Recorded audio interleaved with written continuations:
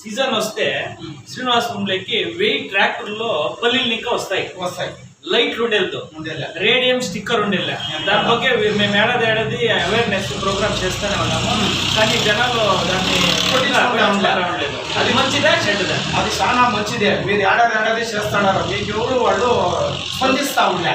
అందుకే నేను చెప్పేది ఏమంటే ఇన్సూరెన్స్ మైన్ ప్రతి ఒక్క పల్లెనికి ఒక రైతు అనేది మామిడికాయలు ఎత్తుకొని వస్తాడు. వాళ్ళకి ఏమి ఇన్సూరెన్స్ అనేది కూడా తెలియదు. ఇన్సూరెన్స్ ఉంటే ఎంత అనుకూలం ఉంది అనేది వాళ్ళకి తెలియదు. రేపు పొద్దున ఏమో హంగామా అవుతుంది, వాళ్ళ పెళ్ళాం వీటికి ఎవరైతారు. అందుకే నేను చెప్పేది ఏమంటే ప్రతి ఒక్క రైతును దయచేసి ఇన్సూరెన్స్ కట్టండి. ట్రాక్టర్కి ట్రాక్టర్ అండ్ ట్రైలర్ దానికి ఇన్సూరెన్స్ కట్టండి, చాలా మంచిది.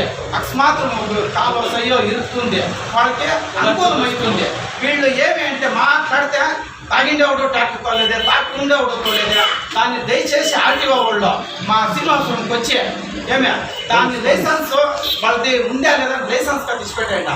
మెయిన్ ఇన్సూరెన్స్ దాన్ని పట్టుకొని చెక్ చేసి వాళ్ళని ಕಟ್ಟಿಪಿಸೋಣ అని చెప్పేది ఉంటే నేను ಈಗ ರೈತರಿಗೆ ಇವ್ರು ಮನವಿ ಮಾಡ್ತಾ ಇರೋದು ಏನು ಅಂದ್ರೆ ಇವ್ರದ್ದು ಒಂದು 10 ಟ್ರ್ಯಾಕ್ಟರ್ಗಳು ರೆಗ್ಯುಲರ್ ಆಗಿ ಆ ಟ್ರ್ಯಾಕ್ಟರ್ಗಳನ್ನ ಓಡಿಸ್ತಾರೆ.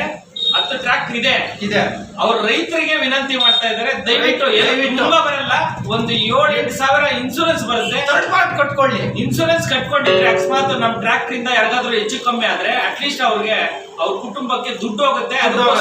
ಅದಕ್ಕೆ ನಾವು ಹೇಳ್ತಾ ಇದ್ದೀವಿ, ಅವರು ದಯವಿಟ್ಟು ಇದನ್ನ ಅನುಸರಿಸಿ ನೀವು ಪಾಲನೆ ಮಾಡಿ.